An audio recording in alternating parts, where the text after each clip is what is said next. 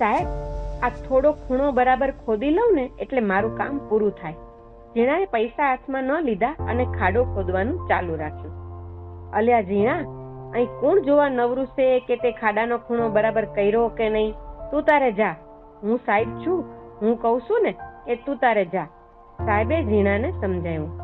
સાહેબ, મારો વાલો ઉપર બેસીને બધું જોવે છે, અને જો આ ખૂણો બાકી રાખીશ તો ઈ જ મને કહેશે કે કામ અડધું કર્યું ને દામ પૂરા કેમ લીધા, તો મારે શું જવાબ આપવો? સાહેબ તો ઝીણાને અને એની ઈમાનદારીને જોઈ જ રહ્યા. વાહ ઝીણા વાહ, તારા જેવી સમજણ ભગવાન બધાને આલે. તું તારે કામ પતાય, હું સામે જ બેઠો છું. કામ પતે એટલે દાડી લઈ જજે. ઝીણો અને એની પત્ની કંકુ બંનેની ઈમાનદારી વિશેની એક સરસ મજાની વાર્તા છે. વાર્તામાં આગળ શું બન્યું એ જાણવા માટે YouTube પર વાચિકમ ગુજરાતી ચેનલ સબસ્ક્રાઇબ કરો અને પૂરી વાર્તા સાંભળો.